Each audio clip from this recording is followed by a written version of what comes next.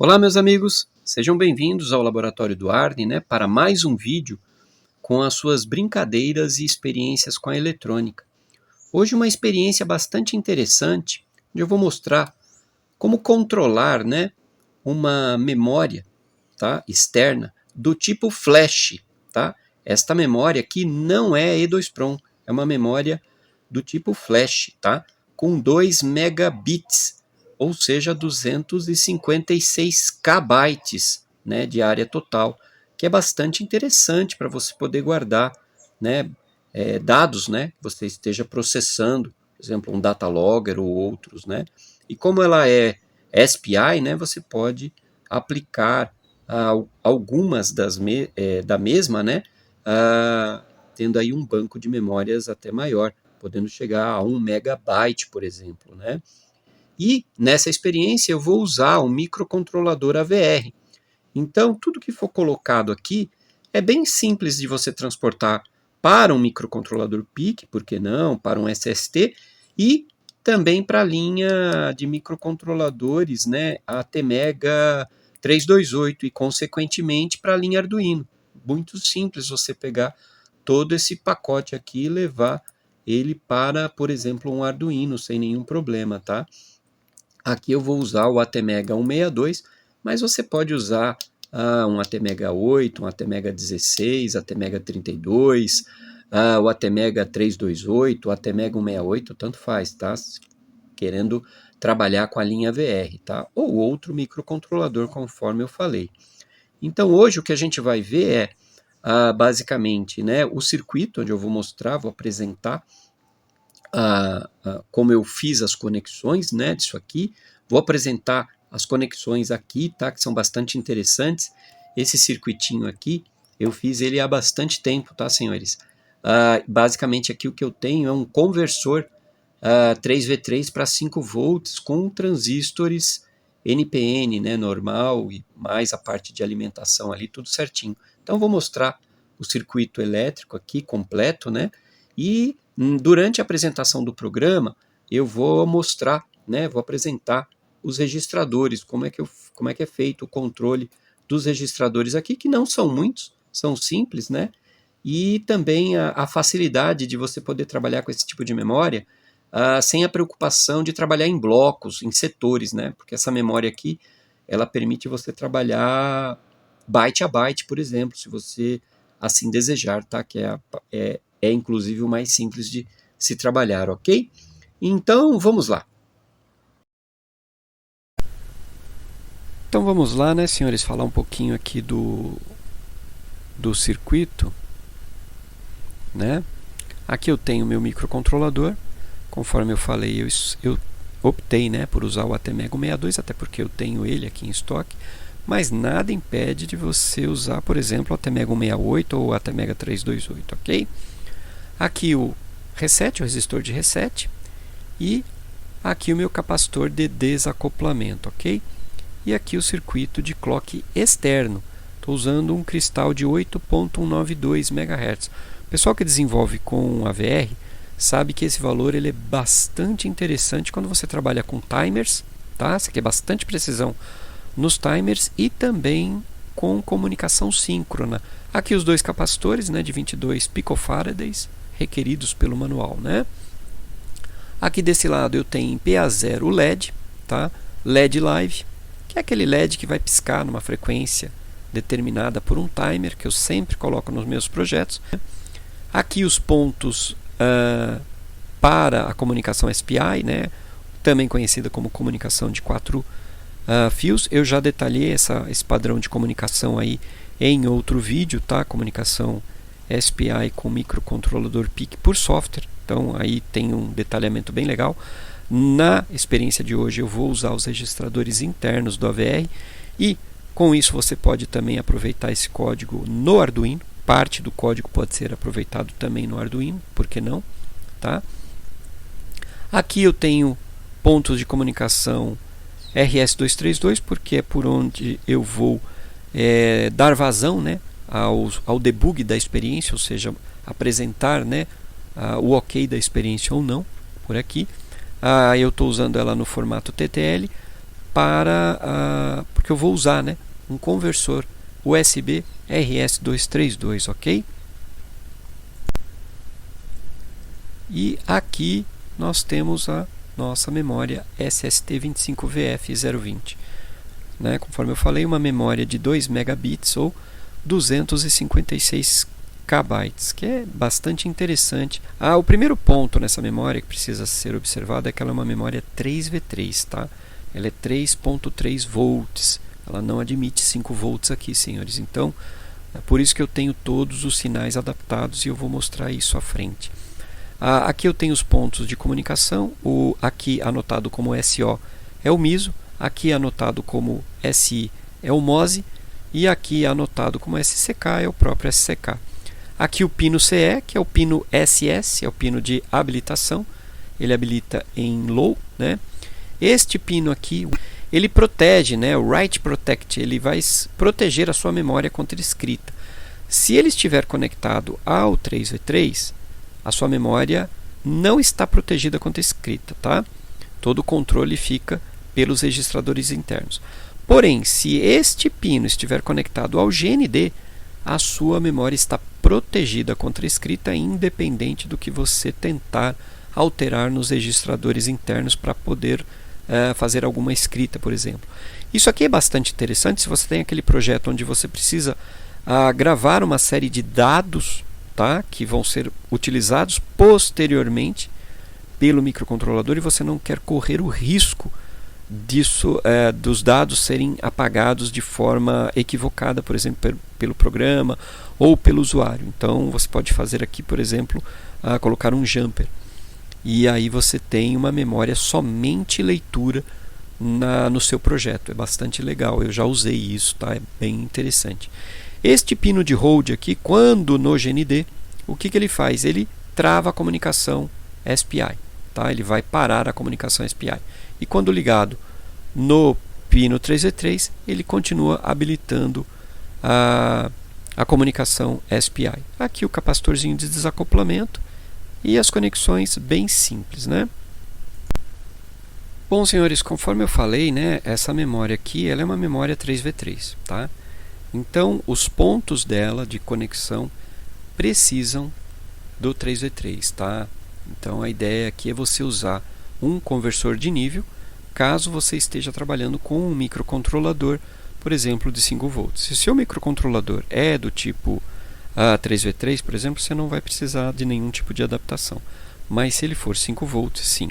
Então, nesse caso, você pode utilizar tanto um conversor de nível comercial, um módulozinho, por exemplo, como também você pode criar o seu, como eu fiz, né, quando criei essa plaquinha já há algum tempo, tá? E coloca tempo nisso. Então nós vamos chamar esse conversor de nível aqui de conversor de nível do tempo das cavernas, tá? Brincadeira, senhores. Aqui o que nós temos é um divisor de tensão, tá? A ideia é um divisor de tensão. Então eu entro com 5 volts e saio com 3V3. Então eu nunca vou ter nenhum tipo de problema. É um conversorzinho bem simples, tá? Eu tenho aqui a fórmula, então você pode chamar aqui de RA e aqui de RB. Então, o valor de RB dividido pela soma de RA mais RB multiplicado pela tensão de entrada vai te dar a tensão de saída. Se você calcular isto aqui, você vai chegar exatamente no valor de 3.1 volt aproximadamente, que é a tensão mais do que adequada para a operação aqui, ok, senhores? Então eu tenho um divisor desse para os pinos, todos os pinos que são entrada aqui na minha memória, que é o SS, tá? O meu pino SI, que é o pino MOSI, né? Aqui o SI é o pino MOSI, que é o Master Out Slave In, e o meu pino SCK, né? Que é o meu pino de clock. Para o meu pino MISO, né? Aqui anotado como SO, que é o Master In Slave Out, ou seja, é quando o slave envia dados, eu fiz aqui uma adaptação um pouquinho diferente com transistores. Qual a ideia? Aqui eu vou entrar com o meu SO 3V3, tá? Passar pelo primeiro transistor, ainda conectado no 3V3. É um transistor onde eu estou usando ele apenas como chave, tá, senhores? A ideia aqui é corte e saturação. E aqui eu tenho o meu segundo transistor, tá? Agora com 5 volts. Por que 2 transistores, senhores? Notem que a ideia aqui é, quando eu coloco high aqui, nível lógico high, aqui eu vou ter nível lógico low, tá? Por conta da inversão deste primeiro transistor.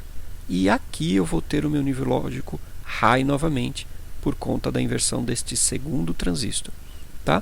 Quando eu coloco low aqui, eu tenho high aqui e low aqui.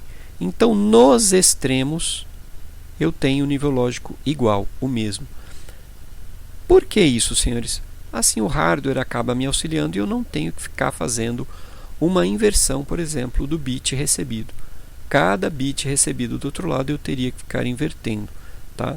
Esse dado para poder fazer a comparação, fazer a análise do dado de forma correta, senhores. Então, eu preferi aqui, tá, usar mais um transistor para ter os níveis lógicos exatamente iguais.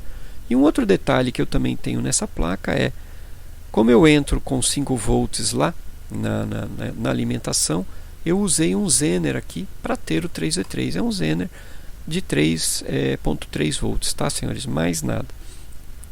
Tá? Isso garante o que? Caso você vá fazer essa experiência, por exemplo, no protoboard, se você não tem uma fonte dupla, por exemplo, de 5 volts e 3.3 volts, ou não tem um regulador de 3.3, você pode usar um Zener tranquilamente, porque o consumo dessa memória é muito baixo. Em operação, a média é de 7 mA, e no modo standby, ou seja, com o select aqui, né, não ativo, é da ordem de microamperes, ok, senhores? Então, o Zener aqui dá conta tranquilamente do recado, ok, senhores?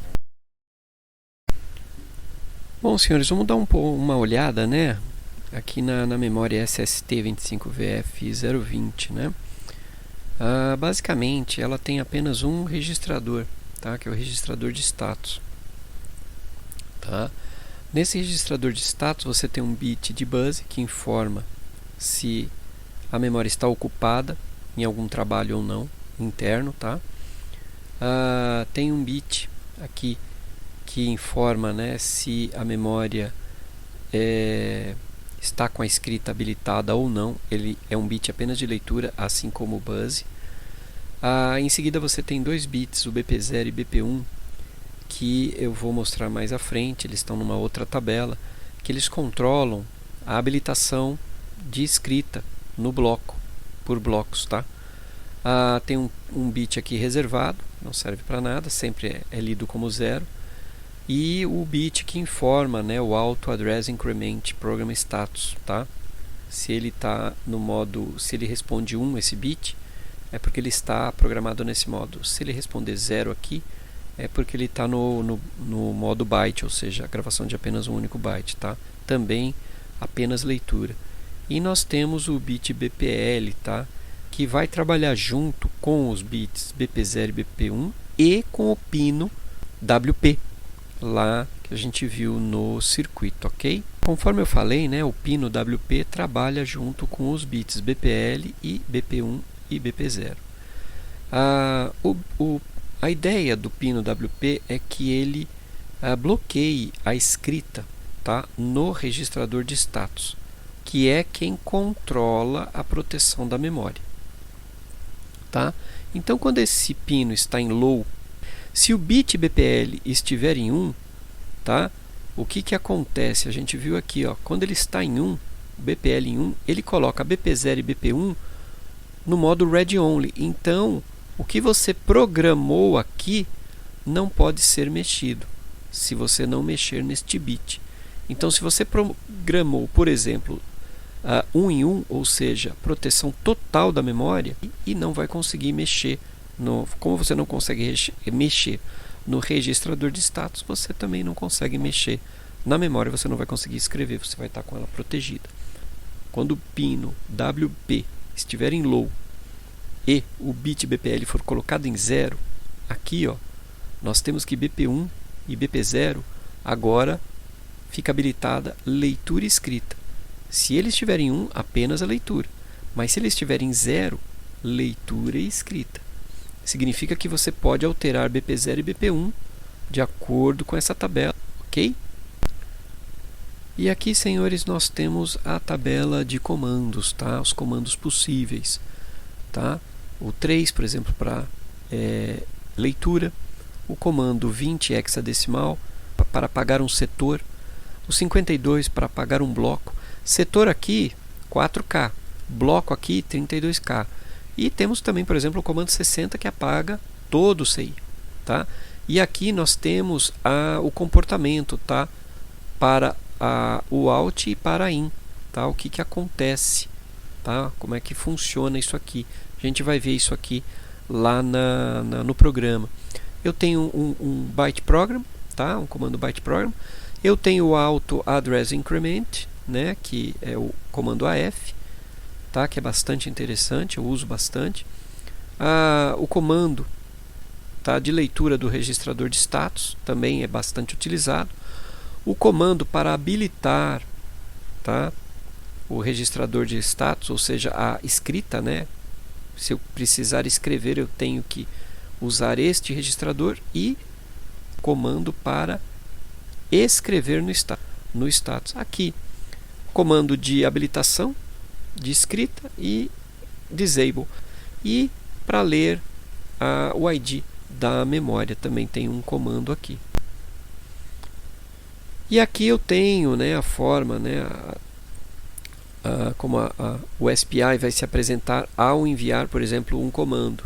Tá? Aqui eu tenho o comando 6 e o comando 4. Eles estão aqui, ó, comando 6 e comando 4, que é justamente o write enable e o write disable. Tá? Então, basicamente, você tem, né, os 8 bits de clock, o comando enviado, e ele não te responde nada. Notem, senhores, que eu tenho CE em 0 aqui, né? E o meu SO, ou seja, aqui é MOSE, tá? Eu estou inserindo o comando, e aqui eu tenho MISO. Quando eu estou inserindo alguns tipos ou de comando, eu tenho o meu MISO em alta impedância. Porém, em outros, não. Em outros eu vou ter dados aqui, ok? Senhores, e agora a leitura, né? Aqui eu tenho aqui, ó, o comando de leitura. Se voltarmos aqui na tabela, né, ó, 03 aqui, ó, read. Tá vendo aqui, ó? Read, e aqui a gente já começa a interpretar melhor esses outros dados aqui, ó. Olha o que acontece na leitura. Eu tenho que enviar o comando para a memória dizendo que eu desejo ler. Na sequência, eu vou enviar 3 bytes referentes ao endereço, tá? Ao endereço de memória que eu desejo ler, considerando do byte MSB até o byte LSB. Vou enviar os 3 bytes e a partir deste momento eu vou inserir uma série de dados aqui, ó, dummy, são bytes dummy. Para cada byte dummy inserido, que pode ser 0, F, o que você quiser, você tem na saída a resposta. Então, enquanto eu estou inserindo em MOSE os dados, eu consigo ler em MISO, né, o dado desejado. E aqui, senhores, eu tenho comportamento SPI para a escrita, tá? Então, sempre aí, né, colocando o pino CE em low e com uma sequência de pulsos de clock. O comando está aqui, ó, AF. É a primeira coisa que eu envio. Na sequência, eu vou enviar os 3 bytes, né, do ponto inicial onde eu desejo escrever. Tá? Aqui eu coloco o comando e aqui os 3 bytes de endereço. Novamente, MSB aqui e LSB aqui. Na sequência, eu coloco o byte que eu desejo escrever. E vou enviar novamente o AF. Percebam que agora eu não insiro mais o endereço. Eu coloquei apenas na primeira vez. Nós vamos ver isso lá no programa. E agora, só o comando AF e o segundo byte. Novamente, comando AF até o último byte. E paro com a instrução 4, que é o disable write. Tá? Write disable. Eu vou parar a escrita aqui. É exatamente assim que eu vou escrever. Nós vamos ver isso no programa. Então vamos lá, né, senhores, falar um pouquinho do programa. Aqui aquele cabeçalho, né, contendo as informações que eu preciso. A função initAVR, no caso, para inicializar aqui, neste caso, apenas os pinos de I/O e a minha função main. Tá? A minha função main, basicamente, eu inicio os pinos de I/O, o timer 0, porque vai controlar o LED Live, a minha UART, tá? Que eu vou usar para enviar e trabalhar as mensagens, o SPI, que eu vou utilizar para a comunicação, né? Com a memória, e aqui eu já inicio os trabalhos, ou seja, enviando as mensagens, configurando a memória, apagando a memória, escrevendo bytes na memória e lendo os bytes que eu escrevi na memória, sempre colocando isso em forma de debug, apresentando esses dados na tela do terminal. A gente vai ver isso quando trabalhar ver o teste. Bom, senhores, vamos direto para o módulo, né, de controle da memória, o 25VF020, né, para não deixar esse vídeo muito longo. Existem vários módulos, eu recomendo, né, fazer o download, estudar cada um deles, mas o principal aqui eu acho que vale a pena a gente dar uma passada. Vamos lá. Nós temos aqui o primeiro, né, que é uma função que permite ler o status. Então aqui nós temos já o comando de leitura de status, né, ou seja, é o envio do comando da leitura de status. Tá? Aqui eu tenho, tá, o envio, tá, de um dado dummy e em seguida eu coleto, tá? Porque a minha função, tá, SPI out, ela, ao mesmo tempo que ela insere um dado, ela também retorna o dado recebido, ou seja, eu estou inserindo aqui, conforme eu mostrei lá, um dado via MOSI e recebendo outro via MISO. Sempre lembrando, né, senhores, SPI é full duplex o tempo todo, ok? Aqui eu tenho uma função que verifica o bit de buzz, tá? Através da função de leitura de status, ou seja, eu leio o byte de status e verifico se aquele bit, o bit de buzz, que é o bit 0, ele é igual a 1. Se igual a 1, ele permanece aqui. Do contrário, ele sai, né? Aqui eu tenho uma função, a função, né, WRDI, ou seja, é aquela função que desabilita a escrita. Aqui eu tenho o comando para habilitar a escrita, ou seja, a função que envia o comando de habilitação de escrita, tá? Bem simples. Notem que eu não estou lendo nada, porque alguns comandos retornam um byte ou mais através do MISO, outros comandos não. Então aqui eu não tenho isso, ok? Aqui eu tenho uma função de leitura contínua, ou seja, a ideia aqui é que eu possa ler uma quantidade de bytes, tá?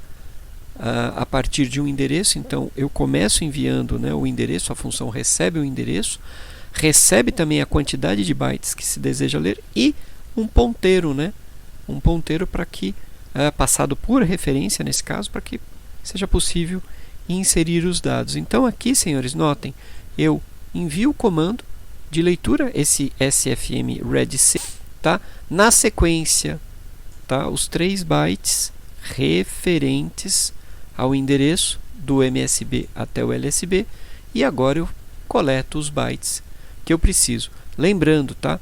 Eu estou sempre colocando um dado dummy para receber o dado que eu preciso. E aqui eu tenho o SFM read, é uma função que permite ler apenas um único byte, ou seja, eu aqui, ó, faço a mesma coisa, tá? É o mesmo sentido, só que aqui eu continuo inserindo dados dummy. E aqui eu vou fazer isso uma única vez. Eu envio o comando, envio o endereço que eu desejo ler e, na sequência, coloco, tá, um byte dummy e recebo automaticamente esse byte. Como eu não faço mais nada, eu automaticamente parei a leitura aqui. Aqui, senhores, eu tenho a função SM auto add inc-b. Essa função ela é par com esta aqui, a inc-a. A inc-a é a função de escrita, onde eu vou inserir um endereço e o primeiro byte, exatamente como a gente viu lá na teoria, ou seja, eu estou mandando o comando, o primeiro comando AF aqui, ó, esse é o primeiro comando AF, agora os 3 bytes, tá, referentes ao endereço onde eu quero escrever, e agora o dado. Escrevi o primeiro, esse aqui é só para escrever o primeiro, e eu passei o comando aqui, ó, para incrementar o endereço durante a escrita. E agora eu posso utilizar a função incb, porque agora eu passo apenas, tá, o comando AF e o próximo dado. Apenas o comando AF e o próximo dado. Essas funções, ambas podem ser vistas aqui, ó, durante a escrita. Ó. Eu começo com a A, escrevendo um byte, tá? Já avisando que é para incrementar o endereço, e a partir deste momento, ó, eu uso a B. Eu vou escrevendo uma quantidade X de bytes e a memória incrementa o endereço para mim. Extremamente prático, né, senhores? Ok? E aqui eu tenho uma função que eu coloquei para apagar o CI. Tá? A única coisa que eu faço é habilitar a escrita. Tá? Eu habilito a escrita, porque o erase começa, ele solicita que você primeiro habilite a escrita e em seguida eu coloco, tá, o comando de apagar o CI inteiro. Aqui, senhores, eu tenho uma função que ela serve aqui para a escrita de um byte no registrador de status. Então eu estou enviando aqui o comando, né, write status, né, que é o 1, e em seguida o dado que eu quero escrever, ou seja, eu estou trabalhando ali com aqueles bits BP0, BP1 e BPL, né? Esta função aqui é para habilitar a escrita no registrador, tá? Esta aqui habilita a escrita no registrador. Por último, mas não menos importante, porque é a primeira que eu chamo lá na função main, eu tenho a função, né, que avisa que vai escrever no registrador de status, que é este cara aqui, ou seja, ele já habilita a escrita no status e em seguida escreve no status o que? 0. Eu coloco tudo em 0, então meu BPL está em 0 e o meu BP0 e BP1 estão em 0. Ou seja, voltando na teoria, eu estou dizendo que toda a memória fica desprotegida, ou seja, toda a memória habilitada para a escrita. Ok, senhores? Bom, vamos lá no teste, né? Eu estou aqui com o hardware, né, já pronto para ligar ali onde vai, onde eu vou poder ligar a fonte, que já está ligada através daquele adaptador, né? Aqui eu tenho a tela, então vamos chamar aqui o Minicom, né? Que é o que eu uso, tá, senhores? Vocês, no caso, vão poder usar aí qualquer software terminal, quem tiver dentro do Windows, tem vários, Termite, ou Termit, né? Tem até o Hyper Terminal 32 bits, que é bastante interessante, fora outros, né, que é possível utilizar. 9600, tá? Feito isso, está lá o terminal aberto, né? Ele está aqui aberto. Nós temos aqui a experiência. Agora é ligar a fonte. Quando ligar a fonte, nós temos que ver aqui um conjunto de mensagens de acordo com aquilo que a gente viu no programa, né? Primeiro vou passar um byte. Eu acho que os senhores se lembram de como era esse byte, né? Na verdade, a operação inicia a memória, ou seja, configurando a mesma. Ela é completamente apagada. Na sequência, são escritos um conjunto de bytes e, em seguida, esses mesmos bytes são lidos nos mesmos pontos, nos mesmos endereços, né? Vamos lá, então?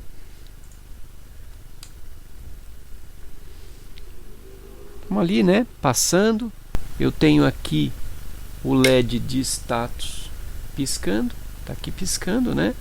Aqui é onde está ligado o meu conversor USB serial. E o que nós temos aqui, senhores, na tela, né? Nós temos aqui, né, a inicialização, a leitura do status, sempre em 0, tá? Sempre me dizendo que tudo pronto. Então eu apaguei a memória, em seguida li o status, ele indicou 0, tudo ok. Escrevi na memória flash, li o status, ele indicou 0, também tudo ok. E em seguida coloquei lendo na memória flash, né, os bytes lidos, tá? 0, 31, 32 até o byte, né, o 43 hexadecimal. Senhores, é só perceber aqui que o primeiro byte que eu escrevi lá, com aquela função inc.a, né, era 0. Na sequência, internamente no for, onde eu estou usando inc.b, eu somo, né? Eu faço um incremento desse cara ainda fora, na função, para 1, e na sequência eu somo a 30 hexadecimal. Então eu vou de 1, né? Na verdade eu estou indo de 1 até 20 em decimal, né? E aqui o que nós temos ali é de 31 até o 43 hexadecimal, ok?